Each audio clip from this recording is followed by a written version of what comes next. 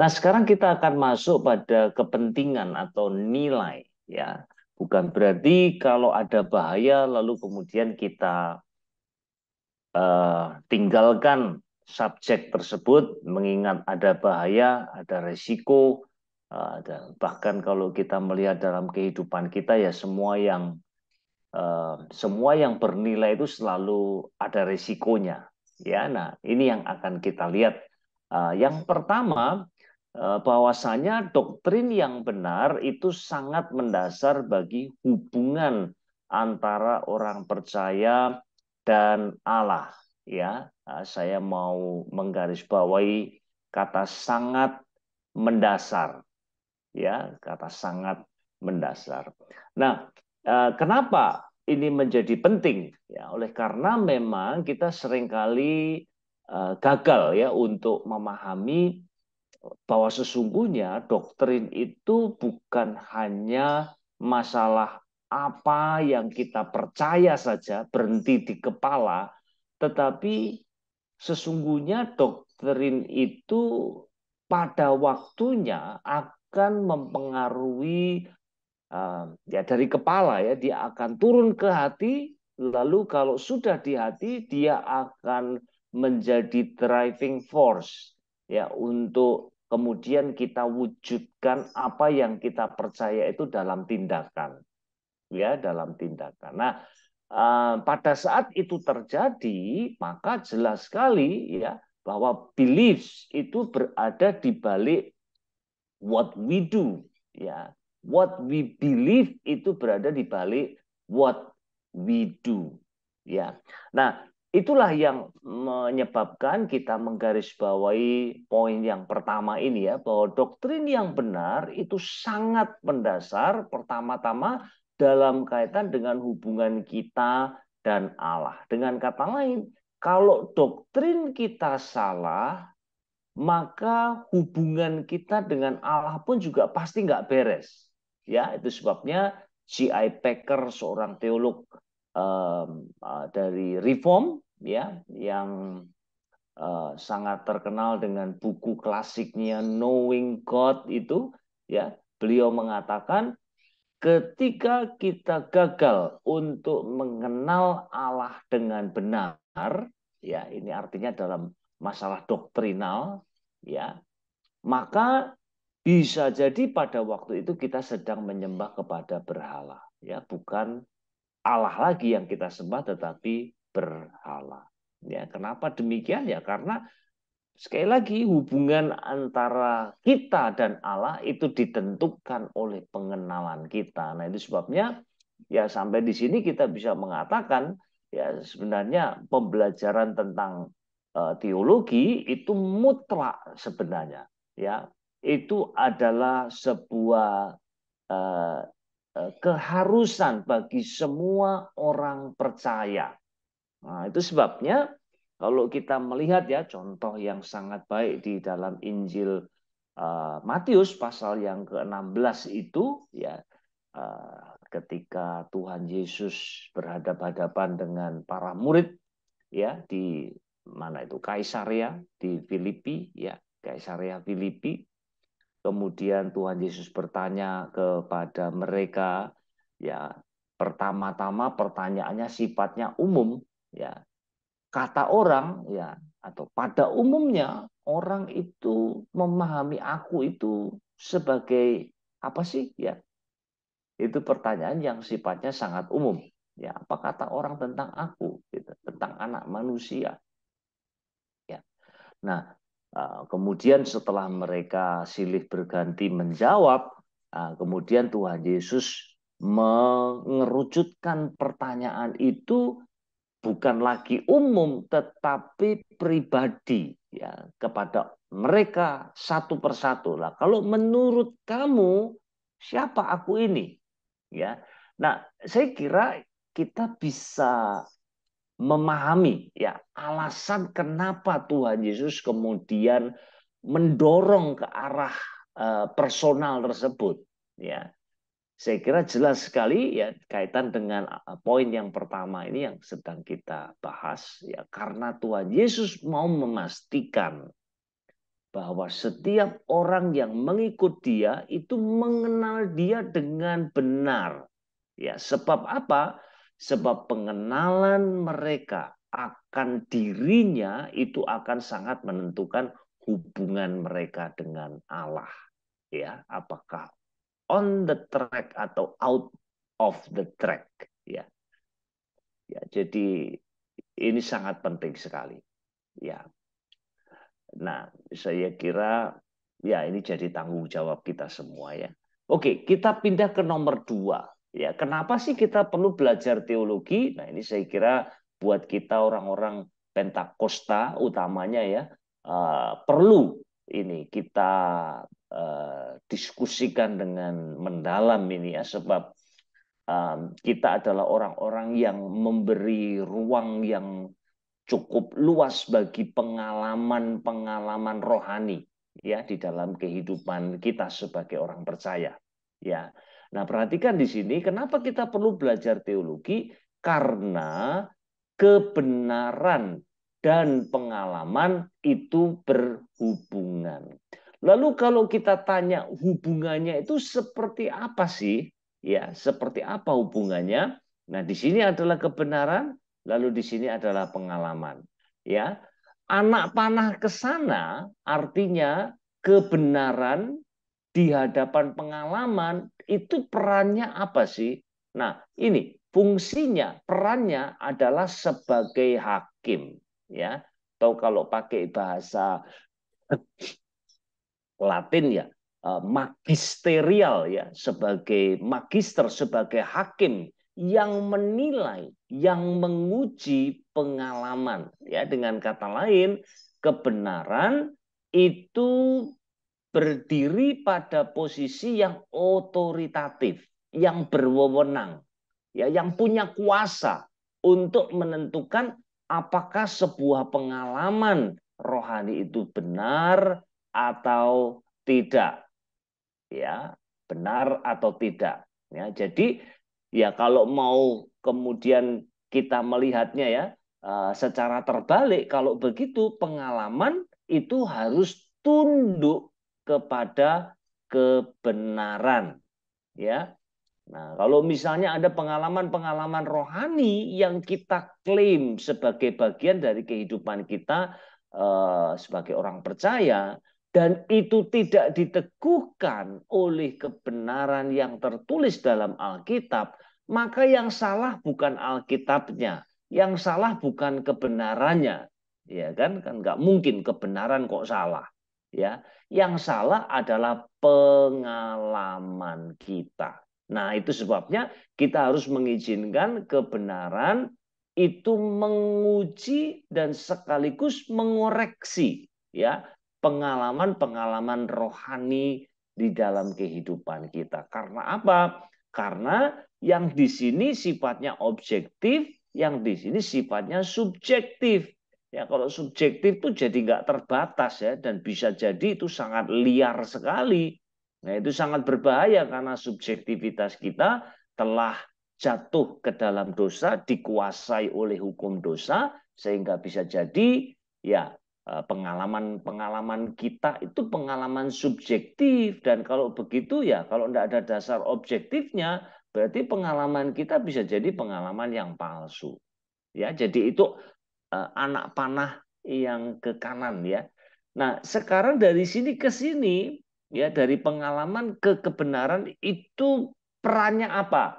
Perannya adalah sebagai verifikasi ya. Artinya sebagai apa? Sesuatu yang memvalidasi gitu ya.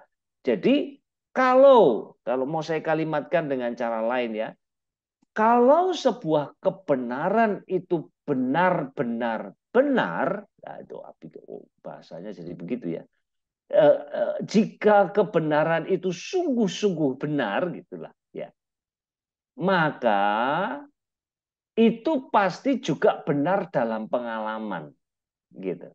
Ya, itu juga benar dalam pengalaman. Artinya misalnya katakanlah ya, kalau ya katakanlah Alkitab mengatakan bahwa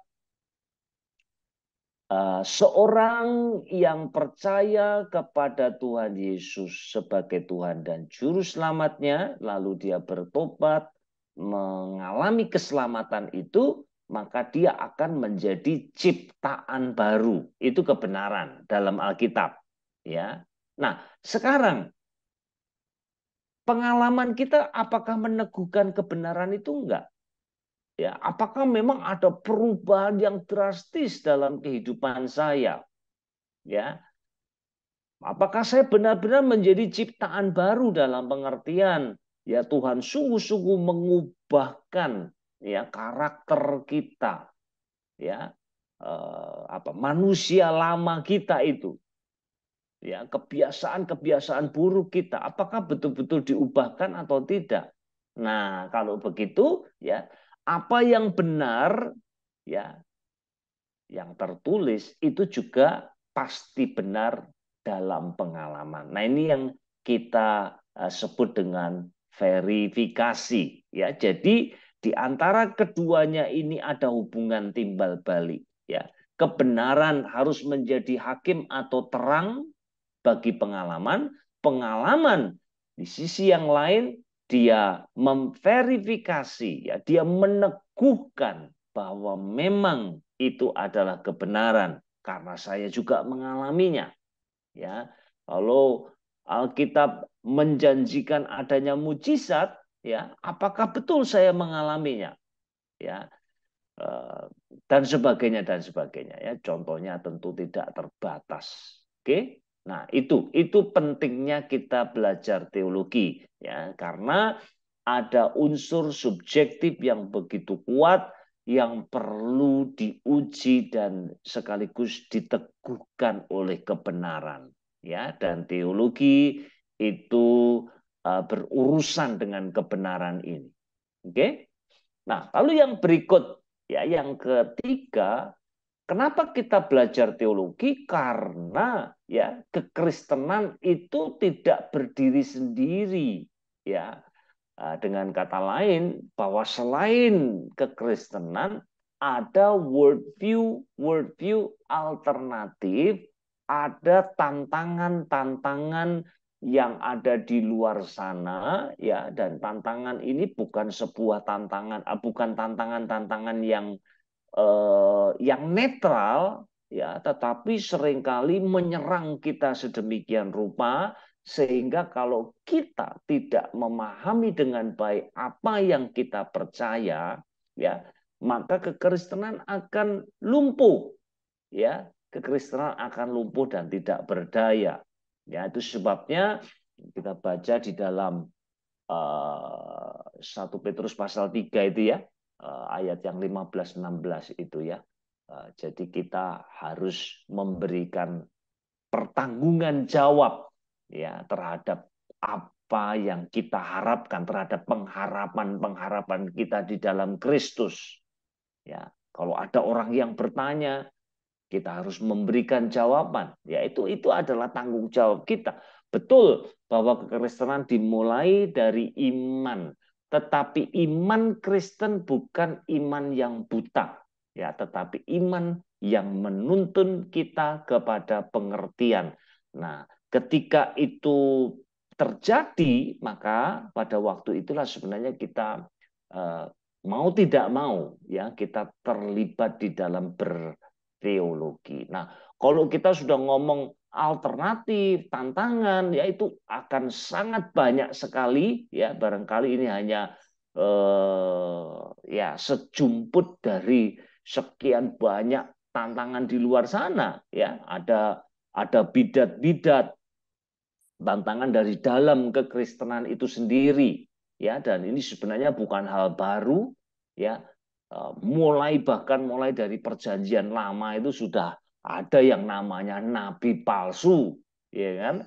Di perjanjian baru ada guru-guru palsu, ya. Lalu dalam sejarah gereja, saya kira kita bertemu dengan macam-macam bidat, ya, yang kemudian entah secara formal, official, kemudian gereja menetapkan pandangan-pandangan itu sebagai pandangan yang sesat, ya, atau pribadi-pribadi bapak-bapak gereja, ya, yang pada akhirnya ya melahirkan apa yang kita sebut dengan ortodoksi, ya, ortodoksi, ya, pengajaran yang benar, ya. Selain daripada bidat-bidat, ya, lalu kemudian muncul aliran-aliran, ya, kepercayaan seperti misalnya, ya, katakanlah pluralisme, ya, yang sangat dekat sekali dengan postmodernisme, ya, bahwasanya ya namanya juga plural, ya, plural itu lawan dari eksklusivisme, ya, eksklusif, ya, kalau dalam kekristenan ya hanya di dalam Yesus saja ada keselamatan, tapi pluralisme tidak demikian, ya. Pluralisme akan mengatakan, oh, jangan begitu, itu intoleran itu, ya. Bukankah juga ada kebenaran di dalam setiap kepercayaan yang lain, agama yang lain, yang juga sama-sama menuntun manusia kepada keselamatan? Ya, ya, postmodernisme, liberalisme, saya kira ini bisa didiskusikan panjang lebar. Bahkan untuk bicara soal postmodernisme bisa jadi, ya, kalau mau dibahas bisa butuh banyak jam, ya, untuk membahas postmodernisme, ya, dan seterusnya, ya. Nah, ini penting, ya, kalau kita tidak berteologi ini bahayanya, ya, bahkan nanti publik gereja itu akan bergantung pada pandangan-pandangan alternatif, ya. Saya kapan hari itu juga kaget juga waktu satu kali iseng-iseng udah lama sih, ya, buka televisi, kemudian saya lihat itu programnya apa itu, Dharma TV, ya, itu TV-nya saudara-saudara kita Buddha, ya, di Malang sini, ya, dan menarik sekali, ya, yang mereka bahas itu topiknya itu tentang cloning, ya, tentang cloning. Nah, sementara kekristenan, ya, kalau kita lihat cuma khotbah begitu-begitu aja, ya, nggak pernah membahas isu-isu penting, ya, isu-isu yang kontemporer yang muncul, ya, cuma khotbah-khotbah saja, apalagi di kalangan Pentakosta karismatik, ya, kita harus akui itu, ya. Nah, bayangkan, ya, kalau misalnya saya orang Kristen yang nggak tahu posisi saya itu di mana soal cloning, lalu saya dengarkan dari versinya, sudut pandangnya saudara-saudara kita dari Buddha, ya, bisa jadi kemudian saya mengatakan, ya, ini saya kira saya cocok dengan ini dan saya ikut, ya. Jadi kalau kita tidak mengisi bagian itu, orang lain yang akan mengisinya. Nah, ini yang saya kira menjadi sebuah tantangan buat kita, ya. Jadi kalau begitu, ya, seharusnya memang tidak bisa tidak, ya, kita harus terlibat dalam upaya-upaya berteologi. Oke? Ya, saya kira itu yang bisa saya sampaikan untuk bagian ini, ya, sekalipun mestinya bisa di bahas panjang lebar lagi, tapi saya memberi kesempatan untuk Bapak Ibu barangkali akan ada yang bertanya begitu dalam kaitan dengan apa yang kita sudah bahas, ya. Silakan kalau ada. Ya, shalom Pak dosen. Ya, shalom. Ya, hello. Ya, Ya, ya. menarik dari pembahasan dari Pak dosen. Saya tertarik itu bertanya dalam hal ini pengalaman dan kebenaran. Dan ini fakta yang membuktikan dan sering kita melihat dalam gereja-gereja bahkan di YouTube. Nah, dia ada orang yang sinkronisasi antara pengalaman dan kebenaran yang di mana menurut saya nanti bagaimana tanggapan Pak dosen? Menurut saya Ya. itu tidak alkitabiah. Nah, ada orang yang mempunyai pengalaman rohani, pengalaman bukan hanya pengalaman dari oh dia mendapat berkat dari Tuhan, lalu itu sebagai pengalaman. Kalau itu yes, tapi ini Pak dosen ada banyak pengalaman yang orang katanya itu mati, ya kan? Mati naik ke sorga. Setelah pulang dari sorga dia memberitahukan sesuatu. Kau jangan begini, jangan begini. ini pengalamannya dia dibuktikan apakah terbukti dari kebenaran atau tidak. Nah, makanya nanti saya minta Pak dosen bisa memberikan penjelasan. Kalau memang pengalaman dia pergi ke surga mati dan memberitahukan kepada saudara-saudaranya untuk atau kepada jemaat untuk harus kita berbuat begini, lalu apa fungsi kebenaran? Berarti tidak perlu fungsi kebenaran. Kita bertanya saja kepada orang yang mati naik ke surga, bagaimana tentang kebenaran. Nah, ini yang perlu yang dijawab oleh Pak dosen supaya bagaimana kedudukan pengalamannya dia sesuai dengan penjelasan dari Pak dosen. Apakah pengalamannya dia itu kawin dengan kebenaran atau tidak? Apakah tertulis atau tidak? Ya mungkin saya bisa salah, bisa salah, tapi saya bertanya kepada Pak dosen biar kita dapat Oke, jawab ya, ya, hal ini. Terima kasih. ya, baik. Terima kasih. Ya, pertanyaan yang saya kira sangat menarik ya. Nanti akan ada satu bagian yang kita akan bahas secara panjang lebar ya, bukan hanya sekedar jawab ya tidak, tapi nanti kita akan bahas secara khusus waktu kita membahas mengenai level-level teologi ya, bahwasanya teologi itu ada level-levelnya ya, mulai dari teologi yang tabloid, nah sampai dengan teologi yang akademik, yang sangat-sangat akademik ya. Tolong ya, nanti kita tunggu dulu ya. Saya panggil siapa ini, Pak Kelo, masih kelihatan masih muda sekali. Iya. Oke, ya tunggu ya. Nanti kita akan masuk ke situ. Entah hari ini atau pertemuan yang akan datang, tapi kita akan masuk supaya kita nggak apa itu ada tumpang tindih nanti. Ya, Oke, baik, baik, baik. baik. Ya, tadi ada satu tangan lagi yang diangkat siapa ya? Pak Donald ya, mungkin ya. Kok sudah nggak ada ya tangannya? Pak Donald ya, mungkin ya. Enggak. Pak Beni ya? Oh, bukan. Saya Bukan. mau komen Kelo itu bukan kuda, Pak. Ya? Kenapa? Bukan saya yang katakan. Oh, bukan ya. Tadi ada satu tangan Bukan, lagi bukan. yang angkat tangan. Oke, oke. Kalau begitu kita lanjut kalau tidak ada. Ya, baik-baik.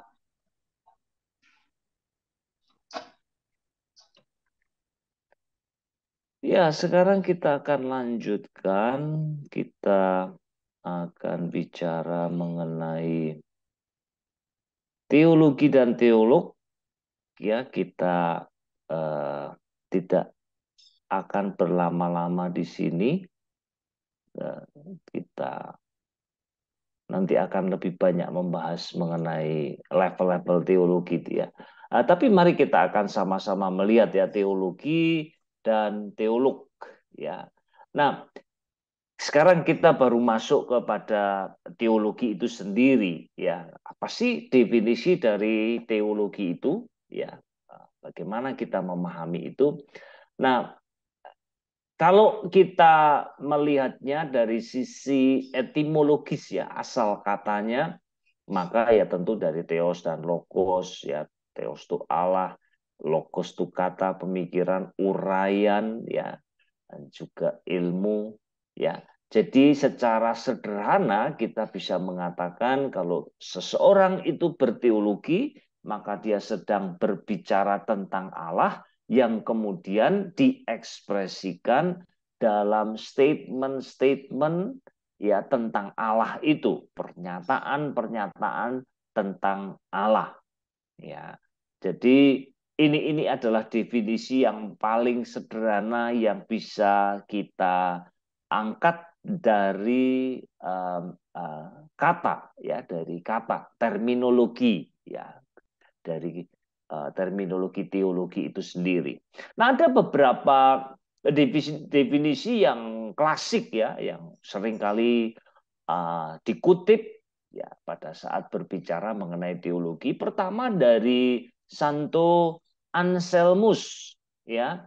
Beliau mengatakan simpel saja ya, theology is faith seeking understanding. Nah, ini sudah berkali-kali saya singgung ya, bahwa teologi itu adalah iman yang mencari ya atau yang menuntun kita kepada pemahaman. Ya, jadi di sini jelas ya asumsinya iman itu tidak bertolak belakang dengan akal. Ya, ini penting sekali untuk kita catat, garis bawahi, ya, karena seringkali orang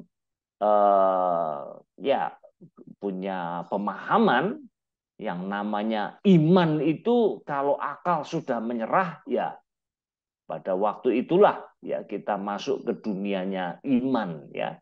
Tetapi sesungguhnya di dalam atau dari sudut pandang kekristenan ya tidak demikian. Betul bahwa kekristenan dimulai ya starting pointnya itu adalah iman. Tetapi iman Kristen tidak pernah ya dikatakan di dalam kitab suci kita itu tabrakan dengan pemahaman atau pengertian atau akal kita. Ya, memang kalau kita perhatikan ya ada sih ya dikontraskan ya iman tetapi bukan dengan akal tetapi dengan kebimbangan, keraguan misalnya ya atau dengan ya hiduplah oleh iman ya bukan dengan penglihatan. Nah itu misalnya itu dikontraskan ya. Tetapi tidak pernah kita temukan dalam Alkitab iman itu dikontraskan dengan akal, tidak pernah ya. Dan saya kira ini sangat tepat sekali sebab dari awal ya kita sudah diberitahu dalam kitab Kejadian manusia diciptakan menurut gambar Allah. Dan gambar Allah itu punya berbagai dimensi, ya. Tentu yang pertama dimensi spiritual, ya. Manusia diciptakan sebagai makhluk spiritual, ya. Nah, selain spiritualitas juga manusia adalah makhluk yang intelektual, ya. Nah, ini saja ya, berhenti dulu sampai di situ ya. Kita bisa lanjutkan ya sosial ya, emosional dan seterusnya, ya. Tetapi kita berhenti di situ saja ya untuk maksud pembahasan kita. Manusia makhluk yang spiritual sekaligus makhluk yang intelektual. Nah, kalau keduanya ini tidak bisa ketemu atau bahkan malahan kontradiktif, ya betapa merananya kehidupan manusia itu, ya betapa merananya hidup kita ini sepanjang kehidupan kita terus akan mengalami konflik batin karena apa yang saya yakini tidak bisa diterima oleh akal sehat saya, gitu ya. Jadi itu sebabnya Tuhan Yesus ya Allah kita itu memang merancang kita ya, merancang kita untuk bisa ya ini ya menjadi orang yang beriman. Nah, ini bicara soal spiritualitas dan sekaligus memahami apa yang kita imani ya. Nah, catatannya adalah ya ini penting sekali ya saya kira meskipun kita bisa memahami apa yang kita imani tetapi karena objek pemahaman kita adalah Allah, maka pasti ya dengan akal kita yang terbatas ini nggak akan mampu ya tidak akan pernah mampu untuk bisa memahami Allah secara tuntas ya tidak akan pernah mampu ya. Depan hari saya ketemu dengan seorang bapak tapi akhirnya obrolan kami disambung lewat telepon ya. Saya dengan beliau bicara dan beliau ini orang yang sangat rasional sekali ya. Jadi beliau tanya belakangan kok banyak orang-orang yang datang kepada saya dan kami diskusi tentang Allah Tritunggal. Mosok sih nggak ada penjelasan yang mudah gitu. Ya, lalu saya katakan kepada dia, memang nggak ada penjelasan yang mudah. Bagaimana kita bisa menjelaskan Allah Tritunggal dengan mudah?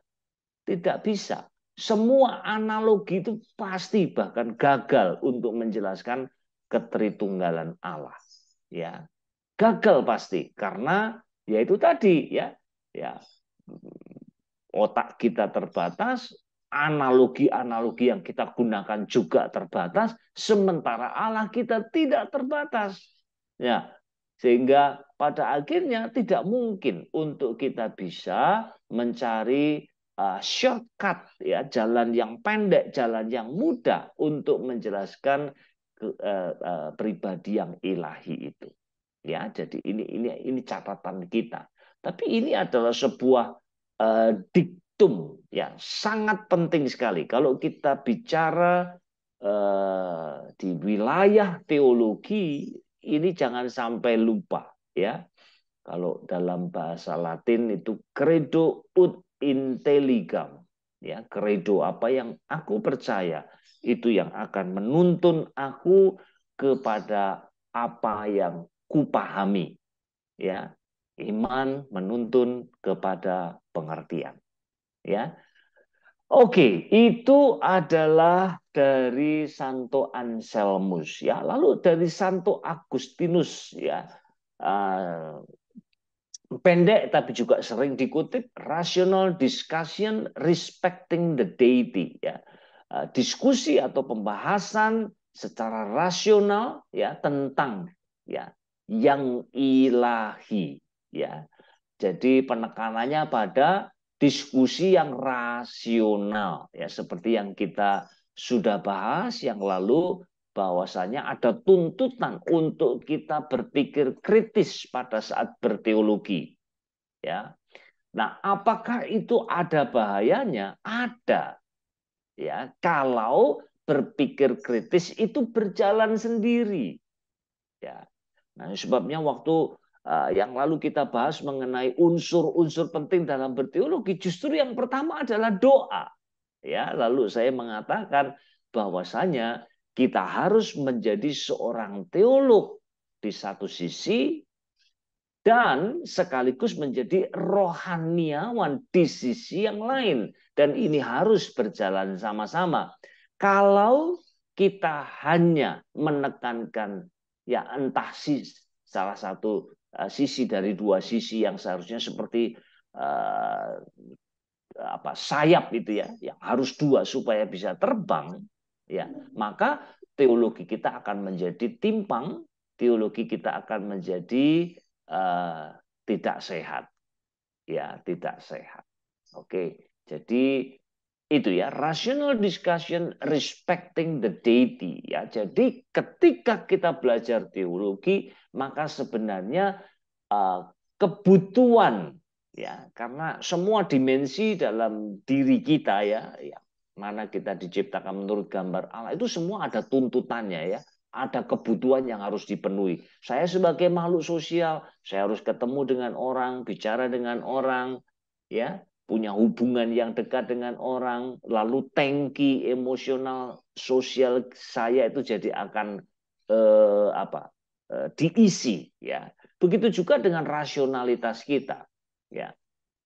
Kalau tidak ada jawaban untuk apa yang saya pertanyakan, maka tangki rasional kita itu akan kosong, ya. Jadi untuk mengisinya, ya, maka perlu ada diskusi yang rasional, ya, tentang Allah kita, tentang karya-karyanya, tentang Kristus, tentang keselamatan, tentang Roh Kudus, dan seterusnya.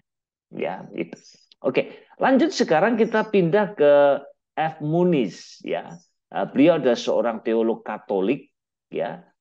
Dan perhatikan di sini beliau mengatakan bahwa teologi itu adalah ilmu yang pertama menafsir, menjelaskan, ya, membela dan menyingkapkan, ya, wahyu ilahi, ya, divine revelation, ya. Jadi apa sebenarnya yang digarap di dalam teologi? Maka tentu saja, ya, pewahyuan yang dari Allah itu yang sifatnya objektif, ya, yang tertulis dalam Alkitab kita dan yang nyata, ya, puncaknya itu pada diri Tuhan kita Yesus Kristus, ya. Nah, karena itu tertulis, ya, maka kita ada dokumen di depan kita, dan karena itu teks kuno, ya, yang punya dunianya sendiri, yang punya miliunya sendiri, ya. Maka kemudian kita sebagai seorang teolog, tugas kita adalah ini, ya. Pertama, ya menafsir, karena bagaimanapun juga jarak antara dunia Alkitab dengan dunia kita ini, waduh, sangat panjang sekali, ya. Dan bukan hanya jurang waktu sebenarnya, ya, juga jurang budaya, ya. Itu memisahkan kehidupan tokoh-tokoh Alkitab dengan kita yang hidup pada masa sekarang. Maka perlu penafsiran. Nah, makanya Bapak Ibu juga sedang belajar hermeneutik dengan Pak Gadot, ya. Nah, disitulah nanti akan ketemu dengan prinsip-prinsip penafsiran, ya, yang mungkin tidak akan pernah menolong kita secara sempurna, ya, untuk menemukan arti dari sebuah teks. Nggak sempurna, tetapi paling tidak mendekati, ya, maksud mula-mula dari penulis itu apa sih, ya, sebelum kemudian kita bawa ke dunia kontemporer, ya, di mana kita hidup sekarang ini, ya. Nah, kemudian setelah menafsirkan, ya, karena kan apa namanya, data Alkitab itu kan sporadis, ya, berserakan di mana-mana, ya. Jadi katakanlah itu adalah bahan mentah, ya, kalau seperti analoginya barangkali kalau kita mau masak sop misalnya, ya, sup maksud saya, ya. Nah, ada wortelnya, ada seledrinya, ada bawang putihnya, ya, ada macam-macam, ya, dan seterusnya. Ini kan belum jadi gitu. Ini bahan mentah, gitu. Nanti kemudian mulai dengan bawang putihnya dulu, kasih air, masukin ini dan seterusnya, ya, baru kemudian jadi sup itu, ya. Nah, sama teks Alkitab itu bahan mentah, ya. Ada nggak di dalam Kejadian yang berbicara mengenai dosa? Ada dong, ya, pasti itu, ya. Lalu kemudian pindah nanti di kitab nabi-nabi, apakah ada bicara mengenai dosa? Oh, sangat ada. Pindah ke Perjanjian Baru, ada dalam Injil-Injil Tuhan Yesus bicara, Rasul Paulus juga dalam surat-suratnya bicara, ya. Rasul Yohanes juga dalam tulisan-tulisannya bicara, ya. Nah, tapi ini kan sporadis. Nah, maka kemudian setelah ditafsir, kemudian dijelaskan dalam pengertian apa sih hubungannya satu dengan yang lain, ya, dari teks-teks itu, sehingga pada akhirnya membentuk sebuah gambaran yang semakin utuh, ya. Nah, setelah utuh gambarannya dan kita yakin betul bahwa itu adalah apa yang dikatakan dalam Alkitab. Nah, pada waktu itulah kemudian kita punya kewajiban, ya. Karena ini yang saya temukan melalui proses pembelajaran, pendalaman, penggalian, penelitian yang sudah mengikuti prosedur yang tepat, ya, maka saya harus membelanya, ya, membela dalam pengertian, ya, memang ini loh yang dikatakan, ya, di dalam kitab suci, ya. Wah, ini kalau dalam kaitan dengan berbagai macam isu, misalnya, ya, isu-isu etika, ya, soal masalah gender kah, ya kan, etika medis kah, ya, dengan berbagai macam isu yang ada, ya, macam-macam, ya. Saya kira dengan isu-isu kehidupan yang lain, ya, kita harus, ya, setelah menemukan kebenaran itu, ya, meskipun sebenarnya kebenaran tidak perlu dibela, ya, tetapi tetap saja, ya, kita perlu menyuarakan itu, ya, di tengah-tengah kegelapan, ya. Kita bersyukur sekarang ini di digital era ini memang kita apa namanya, kita punya keleluasaan sekalipun tetap dengan kehati-hatian, ya. Ya, sayang sekali ada beberapa teman-teman kita yang sangat potensial yang pada akhirnya harus dihukum di penjara, ya, karena ya mungkin menyinggung masalah-masalah sara yang sangat sensitif sekali. Ya, baik. Ya, lalu kemudian menyingkapkan ya apa yang sebelumnya tidak diketahui oleh publik gereja, oleh awam, oleh jemaat biasa, lalu kemudian kita datang dengan bangunan pengajaran yang lengkap, yang utuh, yang komprehensif tentang sebuah topik ya. Apakah itu tentang dosa, apakah itu tentang malaikat, apakah itu tentang roh-roh jahat, setan dan pekerjaannya dan seterusnya ya, tentang akhir zaman ya. Nah, itu ya. Nah, ya itu dari Munis ya. Lalu berikut dari Riri ya, dia mengatakan bahwa teologi itu thinking about God and expressing those thoughts in some way ya. Jadi ini seperti yang tadi itu ya, didefinisi dari terminologi itu ya, ketika seseorang berpikir tentang Allah, nah, tidak hanya sampai di situ saja, sampai pada perenungan atau refleksi, tapi juga mengungkapkannya entah dalam bentuk lisan atau tertulis. Nah, itu sesungguhnya orang sudah berteologi. Ya, sudah berteologi. Jadi, kalau kita misalnya berkhotbah misalnya ya, bahkan jangan berpikir di gereja besar atau ya jemaat dengan 200-300 orang. Bahkan kalau kita menyampaikan renungan saja itu sebenarnya sudah berteologi itu. Ya, sudah berteologi. Pada saat kita memikirkan tentang Allah dan pekerjaannya seperti yang tertuang dalam kitab suci kita ya, lalu kemudian kita ekspresikannya ya, waktu kita sharing dengan teman-teman di cell group misalnya, kelompok kecil, atau bahkan mendiskusikannya dengan seorang yang lain gitu, artinya apa, dialog yang personal ya, itu sudah berteologi ya kalau kita bicara dari sudut pandang Charles Ryrie di sini ya. Jadi itu kira-kira berbagai macam definisi klasik ya, klasik. Nah, sekarang kita mau lihat dari beberapa tokoh ya, tokoh besar di sini yang memberikan sumbangsi yang sangat berarti sekali dalam perkembangan teologi sistematika ya. Misalnya B.B. Warfield ya, ini founding fathers dari Princeton Theological Seminary, hidup pada paruan kedua dari abad 19 sampai dengan awal abad yang ke-20 ya. Beliau mengatakan bahwa teologi adalah ilmu yang membicarakan tentang Allah ya, Allah ini sebagai objek penelitian, tetapi ya bagi banyak teolog sebenarnya mengatakan Allah sebagai objek itu rasanya nggak mungkin ya. Bagaimana bisa Allah dijadikan objek penelitian, itu nggak mungkin ya. Ya, jadi Allah itu selalu subjek gitu ya, dia bukan objek di antara objek-objek yang lain.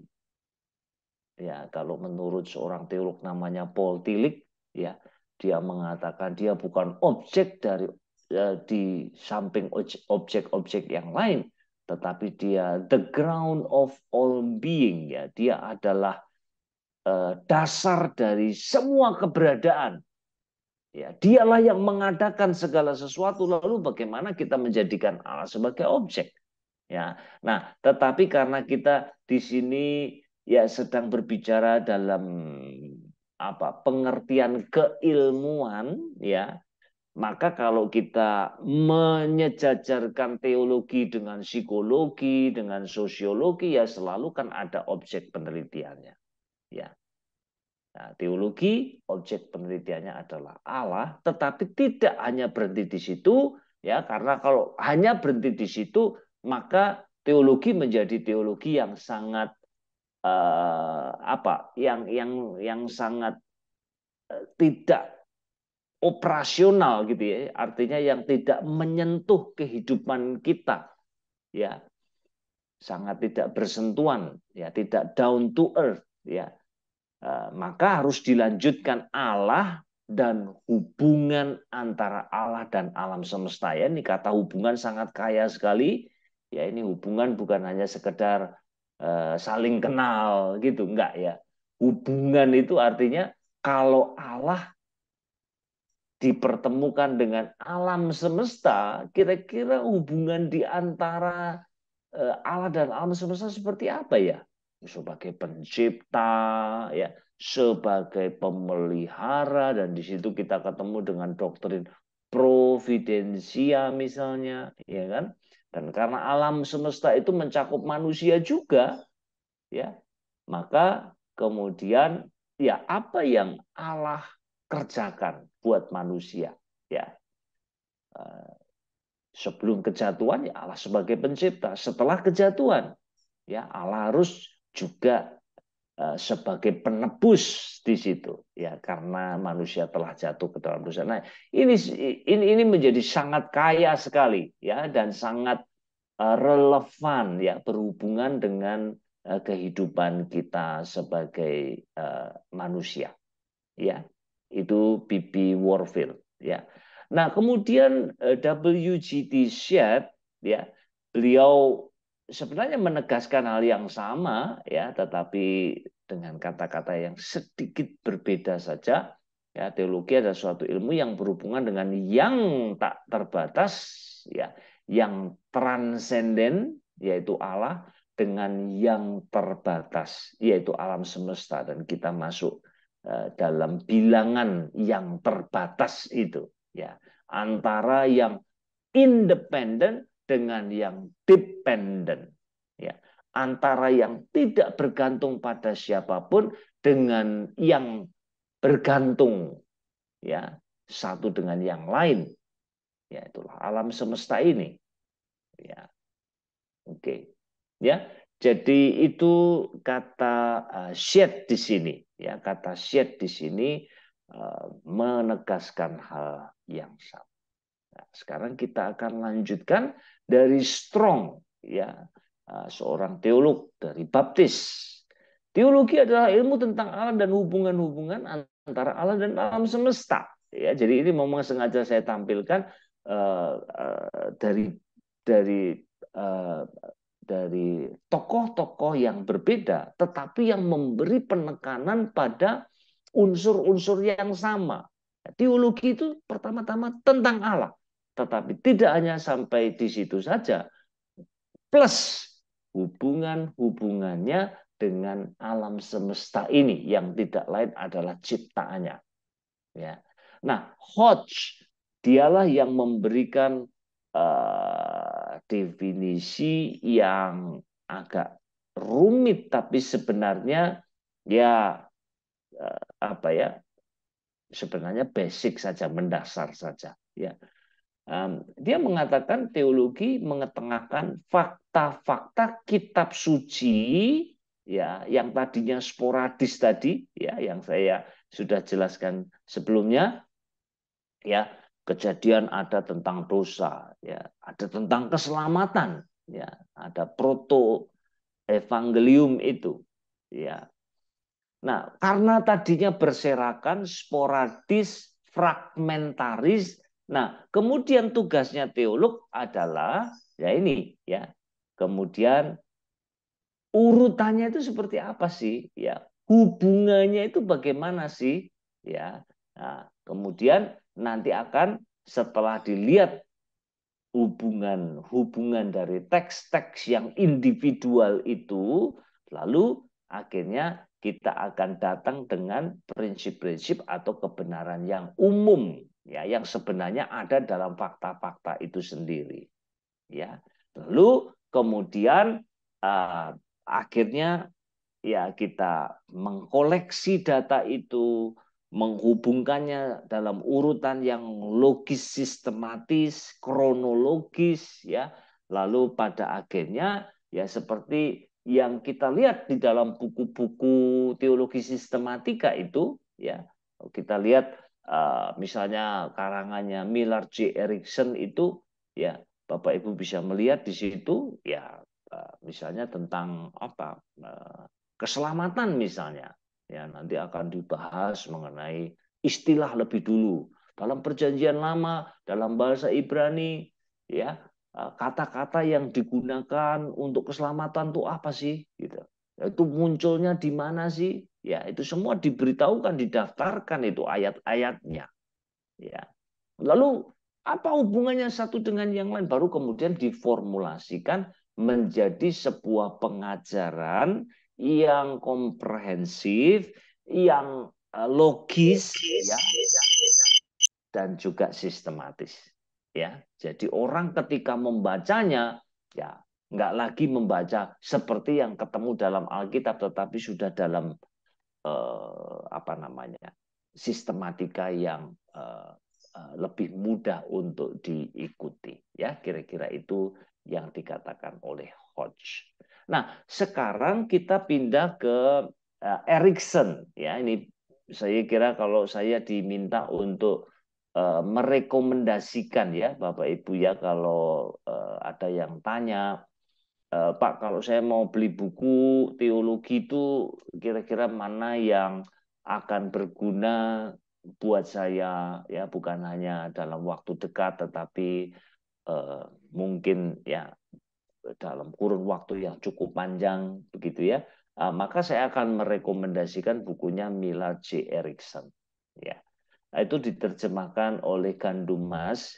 Aslinya memang sebenarnya satu volume saja ya tapi tebal sekali gitu ya saya punya yang terbitan yang dari Philippines ya tebal sekali.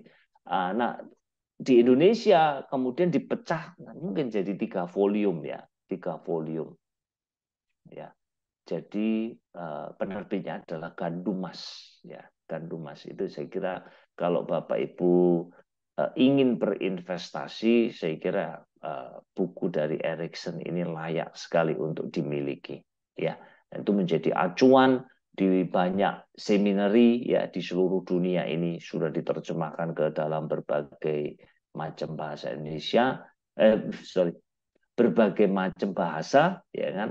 Lalu juga yang perlu kita catat ya, Erikson adalah seorang Injili, jadi ya apa yang beliau paparkan itu umumnya tidak jauh dari apa yang kita yakini di dalam teologi kita. Ya, meskipun dia bukan orang Pentakosta ya, ya jangan berharap Erikson berbicara mengenai misalnya bahasa roh itu seperti yang kita pahami yang enggak ya dia adalah seorang Calvin tapi yang moderat ya yang moderat ya. Oke, jadi apa kata Erikson tentang teologi itu? Maka beliau mengatakan teologi itu adalah disiplin ya disiplin ilmu yang berupaya untuk memberikan atau menyuarakan kalimat-kalimat doktrinal dari iman Kristen. Ya, jadi diartikulasikan apa yang saya percaya. Ya. Lalu dasarnya apa? Ya, dasarnya adalah Alkitab pertama-tama, yaitu sebagai bahan mentahnya tadi, ya bahan mentah. Ya, nah, kemudian ditempatkan dalam konteks budaya secara umum, ya artinya ya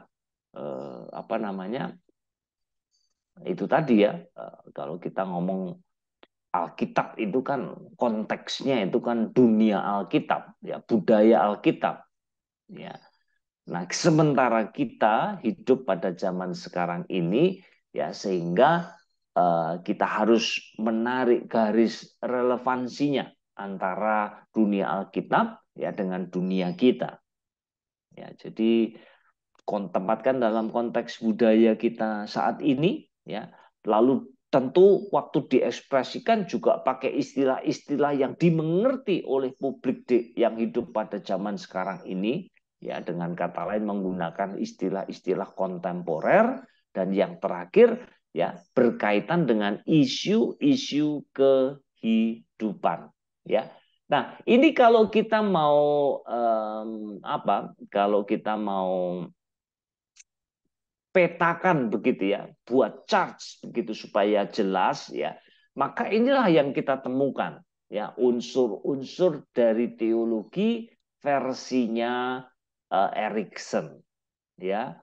Yang pertama, teologi tentu harus alkitabiah ya, alkitabiah. Nah, itu sebabnya memang kelas kali ini ya PSP memang dirancang untuk memberikan apa ya keterampilan paling tidak itu keterampilan eh, apa ya dasar sekali lah, mungkin belum terlalu mendalam ya, tapi ya belajar tentang hermeneutik ya. Nah, kalau memang mau serius kan nanti akan harus ditambah lagi dengan yang lain ya, belajar bahasa asli Alkitab, ya Ibrani, Yunani dan seterusnya. Ya, tapi itu harus Alkitabiah. Nah, maka belajar penafsiran menjadi begitu mendasar sekali. Ya, lalu kemudian di ramu karena di sini masih berserakan, masih sporadis ya. Kemudian diolah di sini ya. Kalau di sini kentangnya, wortelnya, suunnya, baksonya itu masih terpisah satu dengan yang lain ya. Masih ada di sana sini begitu. Nah, kalau sudah di sini itu sudah dimasukkan dalam apa katakanlah panci gitu ya. Jadi kita bisa melihat hubungannya satu dengan yang lain ya. Dan kemudian harus diolah lagi selanjutnya ya. Nah, di sini dihubungkan dengan budaya dan ilmu pengetahuan ya, dan puji Tuhan ya sampai dengan detik ini apa yang disuarakan dalam Alkitab kalau kita pahami dengan cara yang apa ya, dengan cara yang bertanggung jawab ya. Bertanggung jawab itu ya, kalau dunia Alkitab itu kan ya dunia pada waktu itu kan. Jadi kita nggak mungkin kan menilai Alkitab dari ukuran kita yang kita pakai untuk apa ya, kita pakai untuk menilai segala sesuatu pada zaman sekarang ini. Ya, misalnya saja kalau dunia Alkitab itu pasti memahami dunia itu ya apa rata ya. Nanti suatu saat akan orang kalau jalan terus ya pasti akan jatuh ya. Ya, tidak seperti kita memahami bahwa bumi itu bulat ya. Jadi kalau kita memahami dengan baik ya, kita memperlakukan dengan adil gitu ya, orang pada zaman Alkitab itu ya tentu kita kemudian tidak akan menemukan masalah sebenarnya ya, baik itu dalam kaitan dengan ilmu pengetahuan ya ataupun juga dengan budaya kita dewasa ini ya. Jadi itu yang perlu kita usahakan ya. Lalu kemudian diekspresikan dalam istilah-istilah kontemporer ya. Ada beberapa buku, misalnya contoh dari Bruce Shell, saya kira ya, Bruce Shelley kalau nggak salah namanya. Dia menulis beberapa buku, tetapi dia adalah seorang teolog yang menurut saya dia apa ya, dia menjadikan itu menjadi sebuah visi ya dalam berteologi ya, yaitu dengan membahasakan teologinya itu dengan bahasa sehari-hari gitu ya, bahkan bahasa-bahasa kontemporer seperti bahasa apa dalam film Star Wars misalnya ya, itu dia pakai itu ya. Itu namanya Bruce Shelley ya, dia menulis theology in plain language ya, teologi dalam bahasa yang plain ya, yang apa itu, yang sederhana gitu ya, karena biasanya orang ketemu teologi itu pakai bahasa yang tinggi-tinggi, susah untuk dimengerti ya kan. Nah, visi dari Shelley adalah untuk menyajikan teologi tapi dalam bahasa sehari-hari.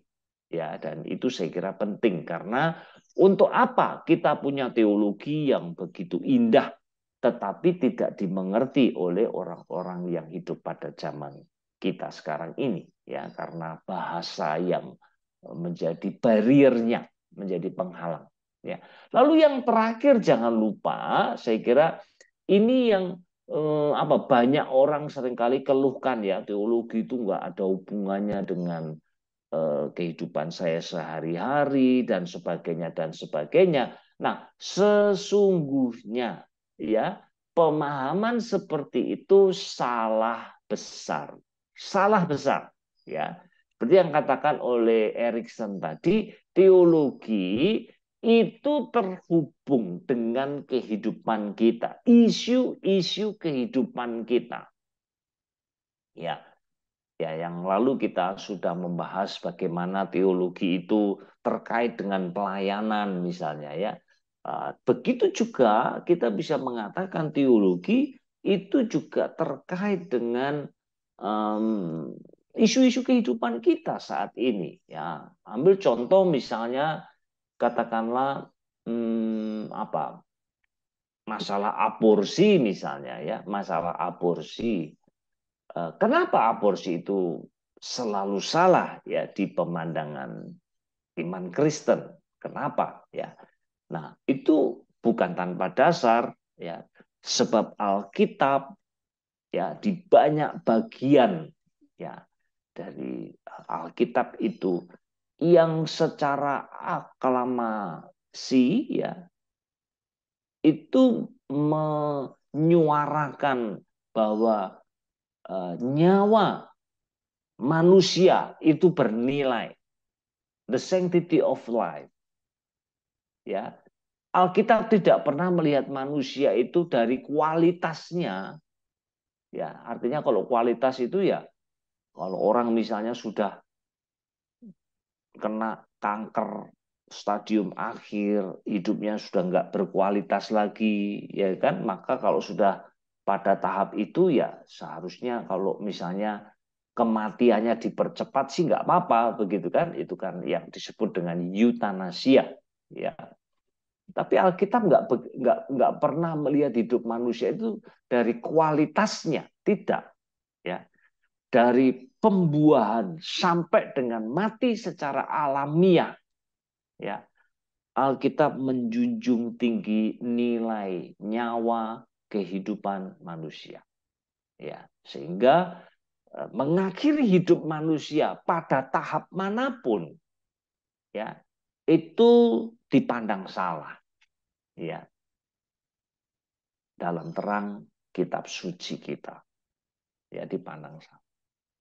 Ya, jadi hal yang seperti ini yang pada akhirnya kita akan melihat, ya, ternyata apa yang disuarakan dalam Alkitab sekalipun, ya, sekalipun banyak kali kita tidak melihat ada kesejajaran yang sifatnya itu apple to apple, ya. Yang ngomong soal eutanasia, bayi tabung, apalagi misalnya macam-macam, ya. Cloning misalnya, ya, Alkitab nggak kenal itu, ya. Tetapi apakah Alkitab terus kita bisa katakan itu berarti Alkitab nggak relevan? Ya, nggak begitu. Karena di dalam Alkitab itu ada prinsip-prinsip tadi, ya, kata Hodge tadi, ya. Ada prinsip-prinsip kebenaran-kebenaran yang sifatnya itu kekal, ya, yang sifatnya kekal.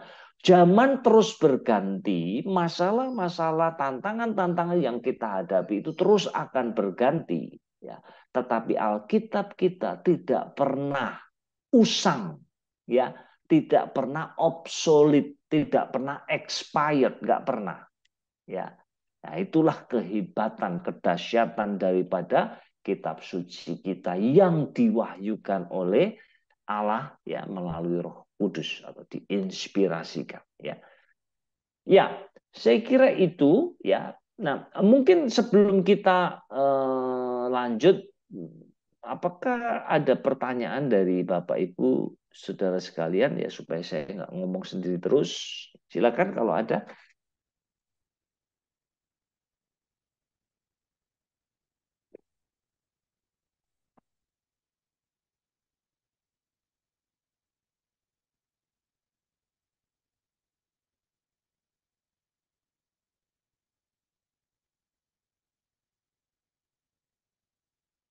Ada?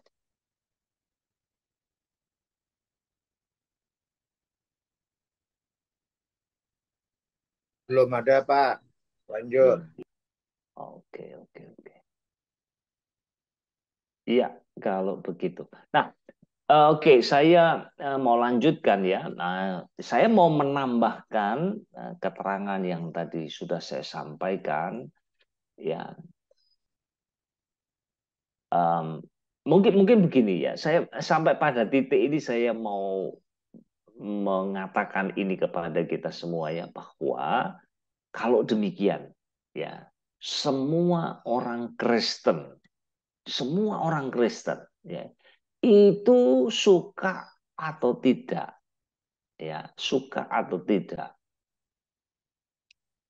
dia harus berteologi, ya, dia harus berteologi. Nah, memang sekali lagi ya, itu ada level-levelnya, ya. Nah, saya harap kita semua sepakat dengan apa yang baru saja saya tegaskan itu ya. Jadi teologi bukan sesuatu yang di awan-awan sana yang tidak terjangkau, enggak ya. Teologi itu adalah ilmu memang ya, tetapi ya penerapannya ini ada tingkatan-tingkatan ya. Kalau seorang mungkin seperti saya, ya saya karena saya dosen, saya mengajar, jadi saya tentu akan jauh lebih banyak waktu saya pergunakan untuk menggali ya, untuk belajar, untuk mengikuti tren-tren teologis ya, untuk menyampaikan tanggapan-tanggapan terhadap apa tren-tren teologis yang muncul dan sebagainya ya. Tapi untuk Bapak Ibu sekalian, saya kira bukan berarti kita tidak berteologi, enggak ya. Kita semua berteologi sebenarnya ya. Nah, mari kita lanjutkan sekarang ya. Saya mau pinjam dari apa yang Karl Barth sampaikan di sini ya. Nah, ini berlaku untuk umum ya, berlaku untuk umum. Ya, itu sebabnya tadi saya katakan terlebih dahulu, semua orang Kristen harus berteologi, suka atau tidak suka. Ya. Nah, ada dua tuntutan ya dari orang Kristen ya yang bertanggung jawab ya, atau ada dua tuntutan yang seharusnya dipenuhi oleh orang percaya, semua orang percaya ya. Pertama, dia katakannya setiap hari kita bukan hanya harus membaca Alkitab saja, tetapi juga membaca surat kabar, ya, surat kabar. Itu kata kabar. Ya, kenapa kok perlu? Ya, tangan kiri ada koran, surat kabar, tangan kanan ada kitab suci. Ya, mungkin sekarang korannya udah nggak fisik lagi, tapi mungkin ya sudah kita pakai apps ya, entah baca di detik.com atau mungkin CNN, apa saja ya yang Bapak Ibu suka untuk membaca ya berita-berita yang sedang in ya. Nah, apa maksudnya yang dikatakan Kalbart di sini ya? Artinya orang Kristen tuh harus melek ya, melek matanya. Melek kitab suci, juga melek terhadap situasi yang sedang terjadi di dunia kita. Ya, ya utamanya tentu saja yang dekat dengan kehidupan kita ya, di negara, di bangsa kita, di kota kita, di lingkungan kita. Nah, ini kita harus aware ya. Jadi membaca koran, membaca berita-berita itu untuk memenuhi maksud tersebut. Nah, kemudian ketika kita membaca Alkitab, ya, maka kemudian Alkitab itu akan menjadi semacam lensa, ya, menjadi semacam lensa untuk kita membaca situasi yang sedang terjadi di dalam dunia kita. Ya, sudut pandang kita orang percaya itu bukan lagi sudut pandang yang pribadi atau subjektif ya, tetapi saya akan melihat semua yang terjadi ya dalam kehidupan ini di dunia di mana saya ada dari sudut pandang Alkitab. Ya, ini kalau mau dibahasakan dalam bahasa khotbah itu kan seringkali ya kita diajak, ayo kita melihat segala sesuatu dari sudut pandangnya Tuhan, gitu ya, sudut pandangnya Tuhan. Ya, macam-macam ya kalau banyak terjadi penderitaan di sana sini, perang yang nggak pernah kunjung selesai, ya kan? Masing-masing juga berkeras hati, ya tidak mau untuk diajak berrekonsiliasi, ya. Kalau dunia kita makin hari semakin jahat, misalnya, ya. Nah ini semua tentu saja tidak lepas dari apa yang dikatakan di dalam Alkitab kita, ya. Yang nggak harus kita ambil kesimpulan, kalau begitu Tuhan sudah dekat dari dulu, sudah dekat ya. Mau datang lagi yang kedua kali, dan firman Tuhan katakan memang ya dia akan datang seperti pencuri ya, yang kita tidak pernah bisa ramalkan kapan ya kedatangannya itu akan terjadi ya, saatnya kita tidak pernah tahu ya. Nah, ini kita melihat ya dari sudut pandang firman Tuhan, dan itulah yang paling baik. Ya, itulah yang paling baik. Ya, ketika orang Kristen menderita misalnya, kok ada orang Kristen menderita misalnya, ya, orang benar kok menderita, ya.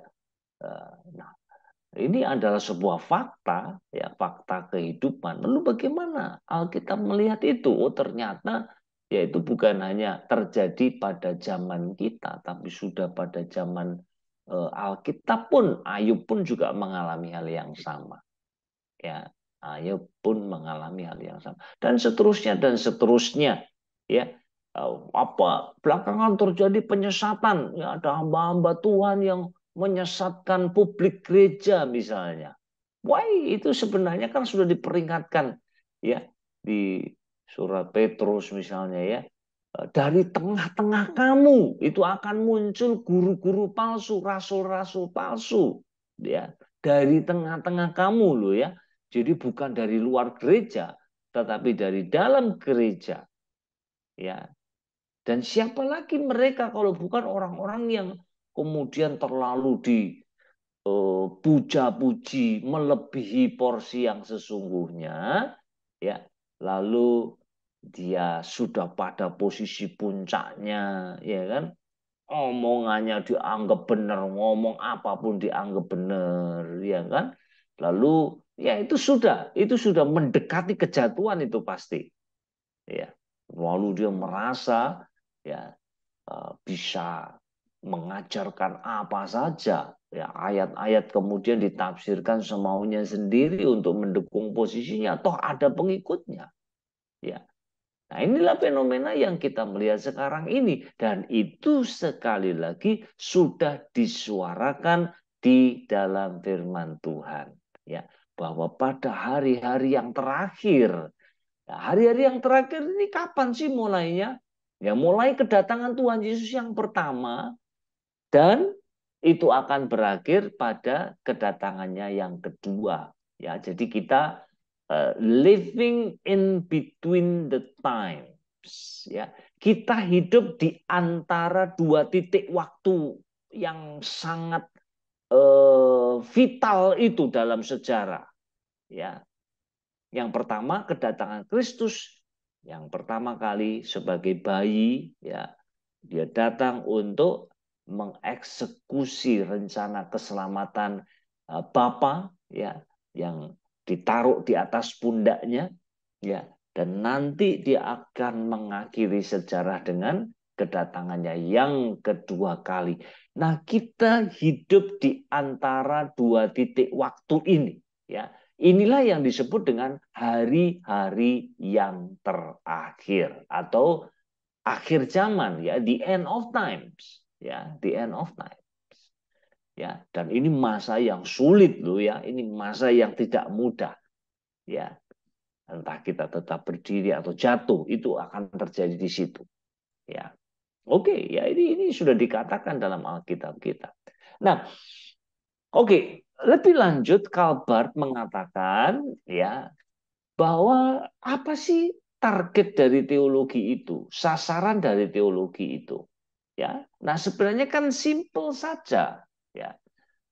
Sasaran dari teologi itu adalah untuk mengetahui kehendak Allah, ya kan? Nah, ini yang tertulis dalam kitab suci. Nah, tetapi ya kehendak Allah ini kan nggak berdiri sendiri, ya. Bagaimana kemudian kehendak Allah itu diterjemahkan ya dalam konteks di mana kita hidup. Tujuannya apa? Supaya kita dapat hidup dan bertindak dengan cara-cara yang setia kepadanya. Jadi inilah goal dari teologi. Ya, bukankah ini yang kita mau? Ya kan? Bahwasanya apa sih kalau ditanya kita ikut Tuhan itu esensi dari kehidupan Kristiani itu apa sih? Ya, tidak lain ya mengikut Yesus kan? Ya, mengikut Yesus artinya apa kalau mau dijabarkan? Ya, maka kita ingin supaya Tuhan yang memimpin kehidupan saya. Bagaimana itu bisa konkretnya ya di dalam kehidupan kita sementara kita masih ada di bumi ini, ya maka tidak lain ya karena Allah sudah menyatakan kehendaknya dalam Yesus Kristus dan perkataannya dalam kitab suci kita, maka kitab suci itu yang akan menjadi pedoman ya untuk kita mengetahui kehendak Allah. Ya. Nah, kehendak Allah ini kita terapkan dalam situasi di mana kita hidup sekarang ini. Ya, ya di era digital ini. Kita ngomong misalnya ibadah itu boleh nggak sih kalau ibadah yang online ya? Apakah ibadah online itu punya nilai yang sama dengan ibadah yang onsite? Atau pertanyaan yang lain mungkin apakah ibadah online itu adalah ibadah yang sejati? Gitu. Ya, nah ini kan nanti pada akhirnya kita akan kembali kepada Alkitab, ya, menggali apa kata Alkitab tentang ibadah, ya, dan kemudian menilai ibadah yang sifatnya elektronik itu ya yang digital itu ya dari sudut pandang prinsip-prinsip firman Tuhan. Kalau itu memenuhi prinsip-prinsip itu ya that's okay ya. Tapi kalau tidak berarti ya memang ibadah online itu selalu ada ya kekurangannya, ada plus ada minus ya. Oke.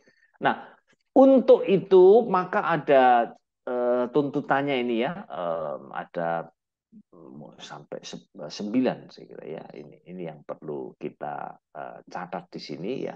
Pertama, ya teologi itu karena fokusnya adalah ini sasarannya adalah untuk mengetahui kehendak Allah, ya. Maka pertama harus fokusnya itu pada Allah, ya, bukan pada manusia. Ya, ini kalau ini cirinya ya, kalau kita sudah berteologi, lalu kemudian yang jadi pusat itu bukan Allah tapi manusia, nah itu pasti teologi kita sudah nggak benar tuh. Ya, ya itu ya banyak hal saya kira yang kita perlu perbaiki ya, khususnya di kalangan Pentakosta karismatik ya. Banyak kali Allah itu hanya ditempelkan saja, ya namanya disebut-sebut ya, tetapi sebenarnya muatannya adalah untuk kepentingan diri. Ini yang sangat berbahaya ya, yang sangat berbahaya ya. Contoh misalnya dalam teologi kemakmuran misalnya ya, nah itu kan sebenarnya Allah cuma ditempel saja, Allah diperalat untuk mendapatkan kemakmuran ya. Nah itu bahaya ya, tidak boleh ya, sentralnya harus Allah bukan kita ya. Lalu yang kedua berdasarkan Alkitab ya, bukan pengalaman-pengalaman pribadi kita ya. Tadi kita sudah melihat hubungan antara kebenaran dan pengalaman ya. Nah, kebenaran ini seperti yang tertulis dalam kitab suci kita. Pengalaman yang kita alami dalam kehidupan kita ya, yang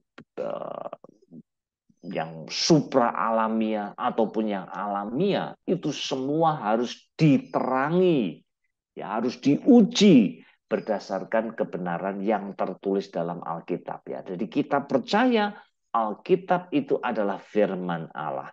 Buktinya dari mana? Ya, Alkitab sendiri yang mengatakan bahwa segala tulisan, ya, mulai perjanjian lama sampai dengan perjanjian baru, ya, 66 kitab itu dinafaskan oleh Allah, ya. Karena dinafaskan oleh Allah, maka dia bermanfaat untuk, nah itu ya, mendidik, menegur, dan seterusnya. Itu seperti yang kita baca di Timotius itu ya, 3:16 itu. Lalu berpusat pada Kristus, ya, berpusat pada Kristus. Dan saya kira semua orang, ya, semua orang kalau diizinkan untuk menilai kekristenan, iman Kristen itu seperti apa, ya, maka semua orang akan mengambil kesimpulan yang sama, ya. Kekristenan itu adalah agama atau sebuah sistem kepercayaan yang berpusat pada Kristus, ya. Ya, ini ada tumpang tindih di sini, ya. Berpusat pada Allah, tapi juga berpusat pada Kristus. Kenapa? Karena Allah itu bekerja selalu melalui pribadi Tuhan Yesus, ya. Nah, ini yang menarik yang kita temukan dalam kitab suci kita, ya. Tuhan Yesus juga di-assign, ya, di apa itu? Disebut juga atau dilabeli gitu ya, sebagai pencipta juga loh, ya. Bukan hanya mencipta saja, ya. Seperti di Yohanes pasal yang pertama disebut demikian, ya. Di Kolose pasal pertama 15 juga disebut begitu, ya. Lalu di Ibrani juga disebutkan bahwa dia juga melalui firman itu Allah menopang segala sesuatu. Jadi penciptaan iya, pemeliharaan juga iya, ya kan? Itu pekerjaan siapa sih? Allah Bapa, iya. Kristus juga iya. Ya, jadi ada tumpang tindih di situ, ya.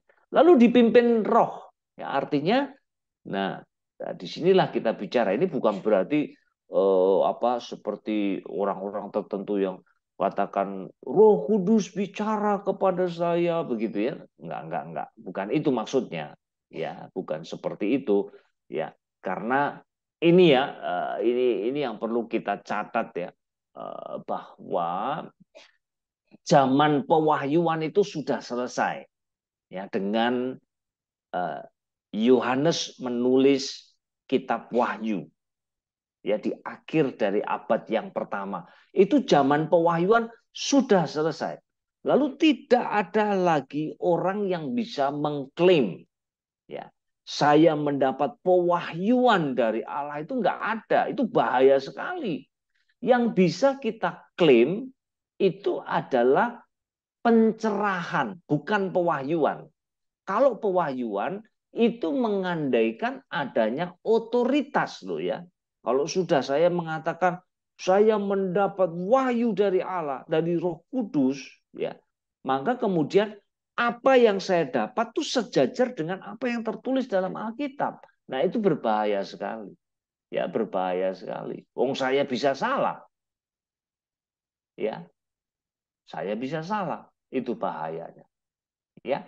Lalu kemudian berorientasi pada misi, ya, berorientasi pada misi. Inilah cara kerja Allah, ya. Allah itu tidak pernah memberkati kita sendirian atau mencurahkan berkatnya semata-mata hanya untuk kita, nggak pernah, ya. Kalau Tuhan karuniakan kepada kita sesuatu yang besar, yang bernilai, itu pasti untuk kita bagikan. Nah, dalam hal ini keselamatan, ya, Injil. Nah, itu sebabnya harus kita bagikan juga melalui misi, ya, melalui misi. Lalu kemudian teologi kalau mau menjadi teologi yang berdampak, pengajaran yang berdampak, ya, maka juga harus dikaitkan dengan sejarah, ya. Maka teolog itu harus paling tidak ya memahami sejarah dengan ya cukup ya, secukupnya gitu. Secukupnya ini relatif sih ya.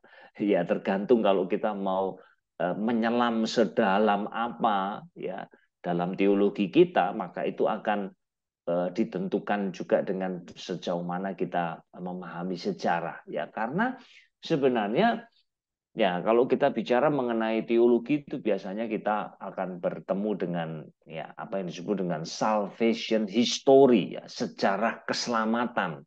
Bagaimana Allah itu mewujudkan keselamatannya ya dari zaman ke zaman ya. Nah, luar biasa sekali sih kalau kita melihat ya Allah bekerja baik melalui sejarah secara umum maupun secara khusus ya, secara khusus ya. Ini kalau saya ada papan tulis bisa saya jabarkan panjang lebar, tapi ya ini yang seperti Kalbart tadi katakan ya, kita juga harus paham sejarah ya. Ya paling tidak pembagiannya itu kalau secara awal kekristenan itu kemudian dilanjutkan dengan abad pertengahan sampai kapan ya, lalu abad pertengahan itu diakhiri dengan peristiwa penting apa ya, yang tidak lain adalah reformasi ya. Reformasi berjalan sekian lama lalu dunia bergerak ke dalam zaman atau ke zaman modern. Karakteristiknya zaman modern itu seperti apa sih ya kan, lalu sekarang kita sudah di era yang lain lagi, postmodernisme ya.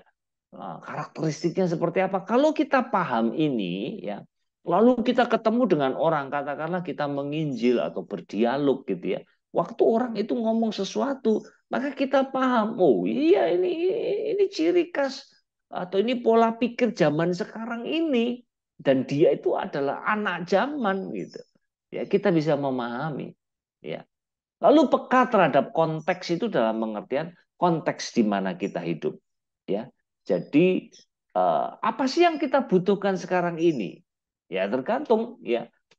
Misalnya katakanlah dewasa ini ya mungkin ya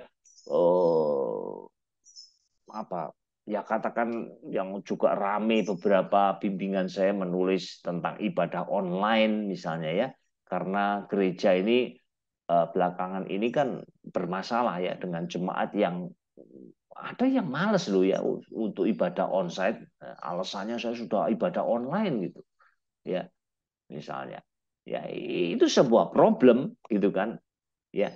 Nah, lalu kemudian kalau kita paham ya konteks kita, kita akan menemukan ada masalah-masalah yang perlu dijawab, diurai dan dijawab dari sudut pandang firman Tuhan. Ya, sehingga akhirnya teologi kita menjadi teologi yang praktis dalam penerapan. Poin yang berikutnya, ya. Praktis dalam penerapan. Artinya menjawab kebutuhan-kebutuhan zaman di mana kita hidup. Apalagi isu LGBTQ ya kan? Itu juga sekarang lagi rame banget. Maka gereja harus bersuara. Pada saat gereja bersuara, dia berteologi. Nah, itu dia. Ya. Lalu yang terakhir itu adalah ilmiah ya, dalam pengertian ya, bahwa teologi itu juga harus mempertimbangkan aspek reasoning ya, rasionalitas manusia ya. Jadi memuaskan ya sampai pada tahap tertentu ya, karena tetap saja ini yang saya mau garis bawahi ya, namanya teologi tentang Allah itu nggak pernah tuntas, selalu ada unsur misterinya ya. Nah, tetapi pendekatannya tetap adalah pendekatan yang ilmiah ya. Jangan kemudian kita mengatakan misalnya hari-hari dalam kejadian itu zaman-zaman geologis. Wah, itu nggak ilmiah. Malah nanti jadi bahan cemooh. Ya, kita akan diserang habis-habisan. Ya. Izinkan Alkitab menjadi dirinya sendiri. Ya, pertama Alkitab itu adalah kitab iman. Ya, bukan buku ilmu pengetahuan. Jadi nggak perlu ilmu cocok logi itu. Ya, lalu akhirnya dipaksa-paksakan, malah justru nanti orang akan tertawakan kita. Ya, ya, jadi itu unsur ilmiah dalam pengertian memenuhi ya paling tidak dalil-dalil logika umum, ya logika umum, ya tidak ada kontradiksi satu dengan yang lain, ya ada koherensi, ada konsistensi, ya itu semua adalah ciri-ciri pemikiran-pemikiran yang sifatnya atau pemikiran-pemikiran yang sifatnya ilmiah, ya. Oke, terakhir nanti setelah itu kita barangkali ada sedikit diskusi, mungkin ada yang mau bertanya, klarifikasi atau diskusikan sesuatu, ya. Nah, ada orang-orang tertentu yang mengatakan we cannot study God. Nah, ini dia, ya. Kita tidak mungkin, tidak bisa, bahkan tidak mungkin belajar tentang Allah. Ya, karena Allah itu nggak kelihatan, Allah tidak bisa dibawa ke laboratorium, lalu kemudian dibedah, lalu kemudian diteliti, ya sampai sedetil-detilnya sehingga akhirnya kita bisa menyimpulkan Allah itu seperti apa, ya itu tidak mungkin, tidak ada bukti-bukti yang bisa kita pakai ya untuk kita berbicara tentang Allah secara ilmiah, ya itu nggak mungkin. Ya, Allah tidak bisa jadi objek langsung, nggak bisa, nggak kelihatan kok bagaimana. Ya itu sebabnya orang-orang liberal ya, orang-orang liberal itu dalam berteologi sebenarnya pusatnya itu bukan Allah tapi manusia. Nah ini ya ini kesalahannya terletak di situ. Ya, oke. Nah, lalu pertanyaannya, bagaimana kita bisa mengenali sifat, kehendak, dan maksud-maksud Allah? Ya, kalau kita nggak mungkin menempatkan Allah itu sebagai objek langsung dari penelitian kita, bagaimana kita bisa mengenali Allah? Ya, dalam hal sifat, kehendak, dan maksud-maksudnya. Nah, maka kita bisa katakan di sini jawabannya ya, kita dapat mengenal Tuhan Allah kita secara tidak langsung. Ini harus diakui. Ya. Ya. Melalui dua sumber apa? Wahyu Allah. Wahyu Allah itu yang tertulis di dalam Alkitab, ya, itu yang jadi pegangan kita. Ya, jadi pegangan kita. Itu yang otoritatif, yang objektif. Ya.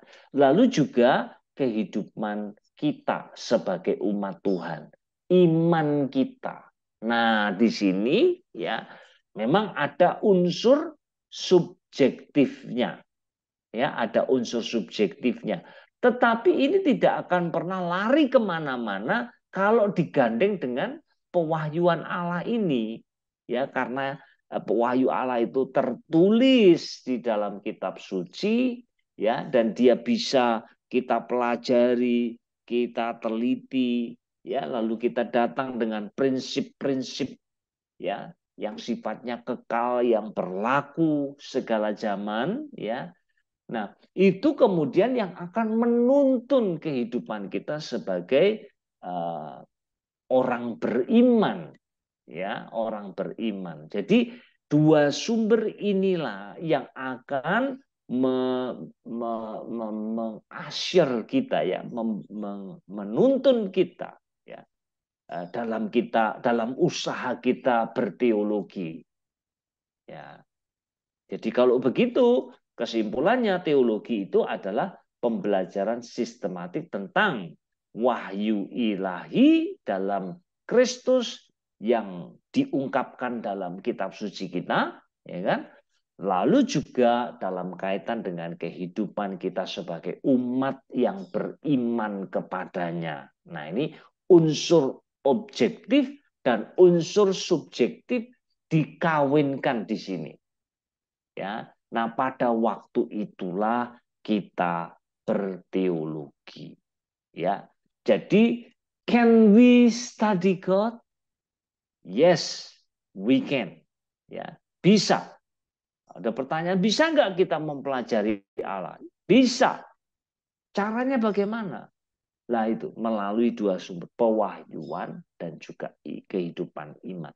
Nanti saya akan bicarakan ini panjang lebar lagi waktu kita bicara mengenai sumber-sumber dalam berteologi. Nanti kita akan melihat secara lebih detail lagi ya. Ini saya tambahkan supaya kita memahami teologi ya, secara definisi itu seperti apa dan kenapa itu mungkin gitu. Ya. Baik. Saya kira itu yang saya bisa sampaikan untuk hari ini ya. Ini sudah makin siang. Mungkin ya ada kebutuhan-kebutuhan yang harus dipenuhi nih. Oke, silakan kalau ada yang mau tanya.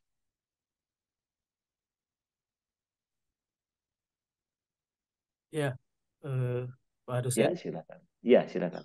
tadi dijelaskan bahwa ya luar biasa ya, manusia adalah makhluk iman, spirit, tapi manusia juga makhluk intelek. Ya, Nah, kita tahu sendiri bahwa memang Tuhan memberikan pikiran kita untuk berpikir kepada Tuhan, sebagaimana firman tertulis, mengasihi Tuhan dengan akal budi. Berarti kita harus berpikir.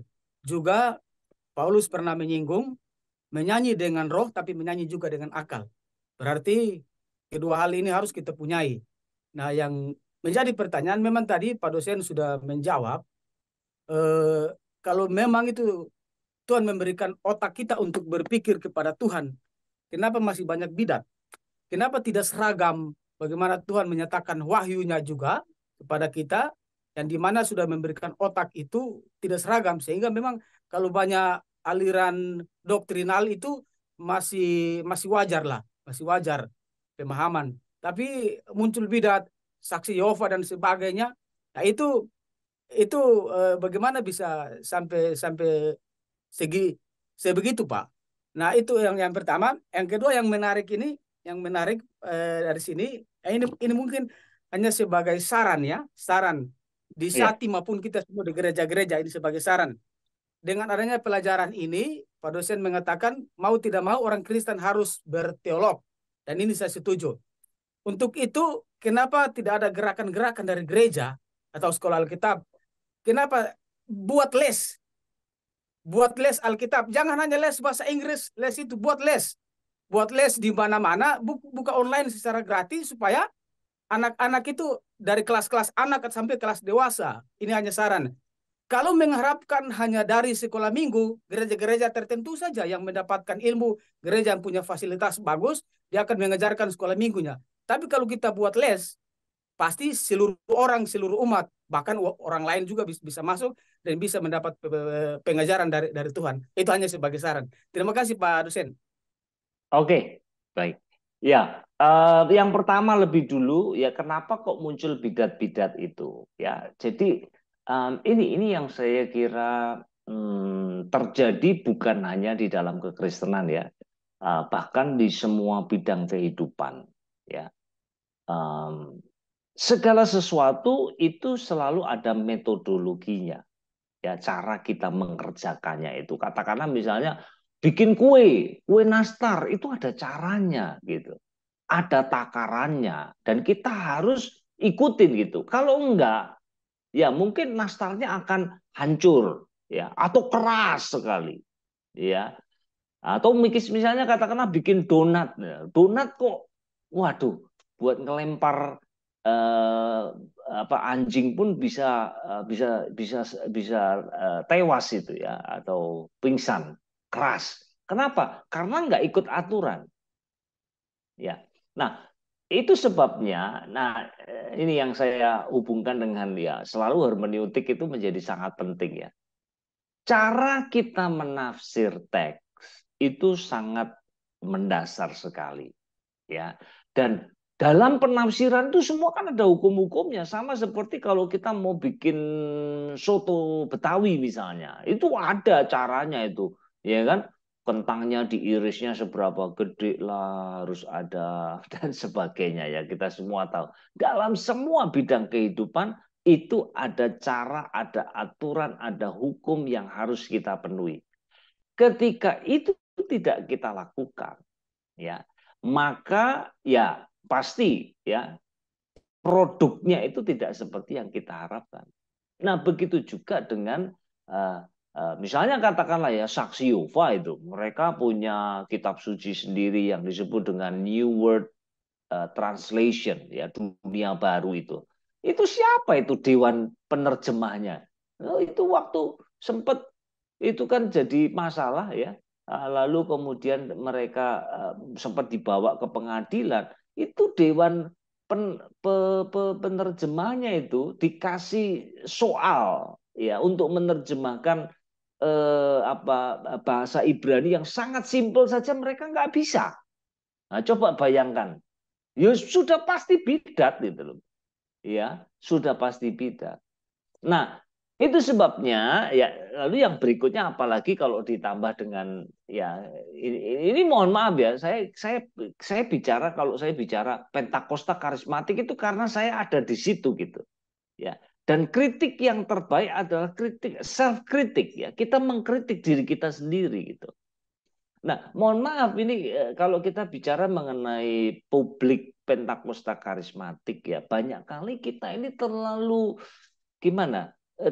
Kita agaknya anti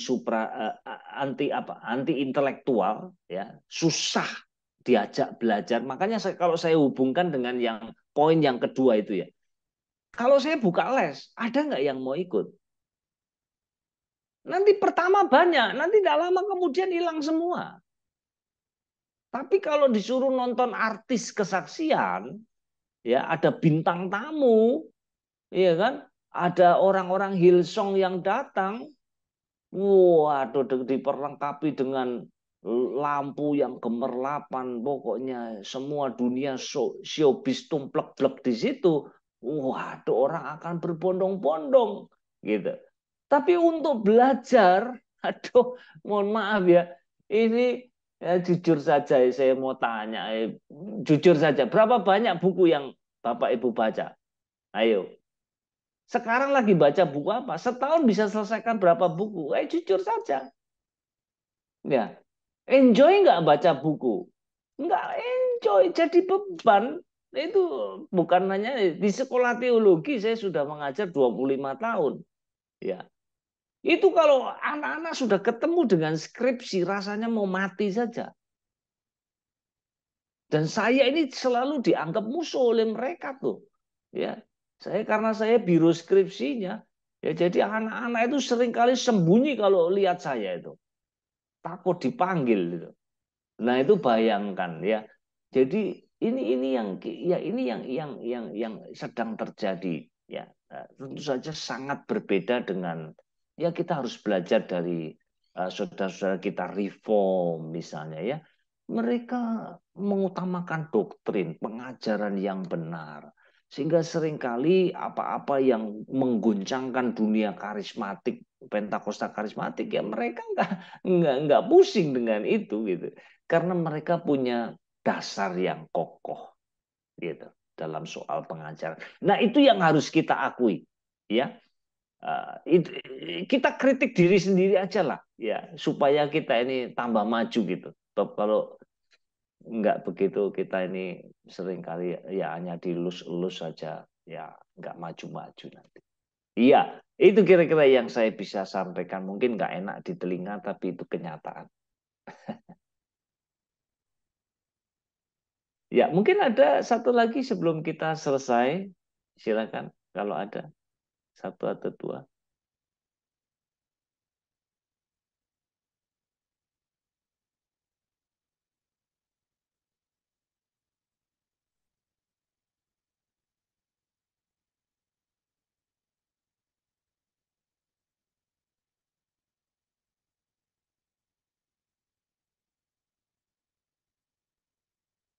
Tidak ada? Saya kasih contoh ya, misalnya tadi apa? Kenapa kok muncul bidat-bidat itu ya? Padahal teksnya Alkitabnya sama gitu. Saya kasih contoh misalnya begini. Andai kata ya, misalnya saya sebagai hamba Tuhan gitu. Lalu satu saat saya berdoa bergumul, lalu saya apa untuk misalnya untuk pembangunan gereja gitu ya, atau ya dana lah pokoknya yang saya butuhkan ya untuk sebuah proyek tertentu begitu. Lalu saya berdoa berdoa minta sama Tuhan, saya doa puasa dan sebagainya, doa jam 12 malam misalnya. Lalu kemudian Tuhan kabulkan gitu. Ya, nah itu kan sebuah pengalaman ya. Saya bersama dengan Tuhan, lalu Tuhan kabulkan itu. Nah, kemudian saya mulai bawa itu ke dalam pengajaran saya. Ya, saya khotbahkan itu, saya kasih kesaksian. Ayo, Bapak Ibu, jangan pernah berhenti berdoa. Minta. Doa jam 12 malam. Pasti Tuhan kasih, misalnya begitu. Ya kan? Lalu saya katakan, itu ya, minta apa saja pasti akan Tuhan beri, ayatnya ada gitu. Nah, lambat laun ya ini akan menjadi sebuah pengajaran yang saya terus-menerus ajarkan. Cari ayat-ayat yang serupa dengan itu untuk mendukung pandangan saya. Lalu akhirnya lahirlah sebuah teologi. Nah, ini teologi yang timpang kan? Karena saya hanya mengajarkan satu sisi saja. Berdasarkan pengalaman, saya cari ayat-ayat, saya tempel-tempelkan di situ. Lalu orang-orang yang saya layani juga mereka nggak tahu banyak tentang Alkitab, mereka terima, telan saja. Nah, sudah lahir ya pengajaran ya prosperity gospel itu ya. Jadi kira-kira prosesnya seperti itu. Nah, itu sebabnya itu tadi ya yang kita sudah katakan tadi bahwa pengalaman itu harus tunduk kepada pengajaran atau kebenaran. Nah, ini dia. Ini yang ya nanti kita akan diskusikan lebih jauh di waktu-waktu atau pertemuan yang akan datang. Pak Oke? Hussein, maaf. Iya. Satu lagi. Apakah dengan sekarang kan ada yang muncul pengajaran, kita tahu sendiri Yesus bukan juru selamat lah. Yesus bukan Tuhan.